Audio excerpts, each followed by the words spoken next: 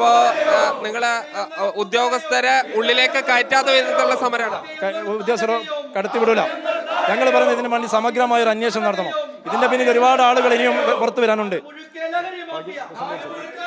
ഇപ്പോ ഉദ്യോഗസ്ഥരെ അകത്തേക്ക് കടത്തിവിടാതെ ഉള്ള സമരമാണ്.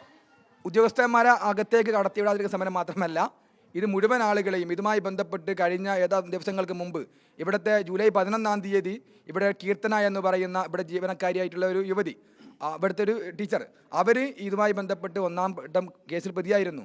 അവർ ജയിലടക്കപ്പെട്ടിട്ടുണ്ട്. ആ സമയത്ത് പേരാമ്പ്രയിലെ യൂത്ത് ലീഗിൻ്റെ പ്രവർത്തകന്മാർ, ഭാരവാഹികൾ ഇവിടെ വന്ന് ഉദ്യോഗസ്ഥന്മാരെ സംസാരിച്ച് ഇത്തരം വിഷയത്തിൽ കൂടുതൽ ആൾ ഇടപെട്ടിട്ടുണ്ട് എങ്കിൽ അതിനെതിരെ ശക്തമായ നടപടിയിൽ പോകണമെന്നൊക്കെ പറഞ്ഞിരുന്നു. പക്ഷേ രണ്ടാമതും അതിനെ നിസാരമായി കണ്ടതുകൊണ്ടാണ് ഇത്തരത്തിലുള്ള വിഷയത്തിലേക്ക് വന്നിട്ടുള്ളത്.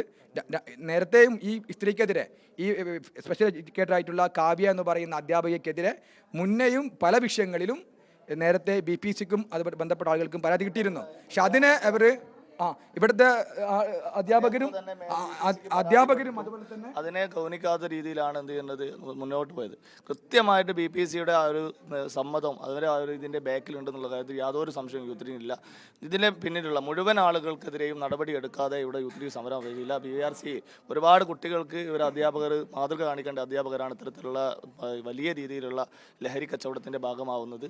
അവർക്കെതിരെയുള്ള ശക്തമായ നടപടി ഇത് വിള തന്നെ വേലി തിന്ന ഒരു അവസ്ഥയാണ്. അപ്പോൾ നിലവിൽ വലിയ പ്രതിസന്ധിയിലൂടെയാണ് നമ്മളെ BRC കടന്നു പോകുന്നത്. കുട്ടികൾക്ക് മാതൃകയാവേണ്ട അധ്യാപകർ ഇത്തരത്തിലുള്ള സമീപനമായിട്ട് മുന്നോട്ട് പോകുമ്പോൾ രക്ഷിതാക്കൾ, കുട്ടികൾ, സ്കൂളുകൾ വലിയ പ്രയാസം നേരിടുന്നുണ്ട്, വലിയ ആശങ്കകളുണ്ട്.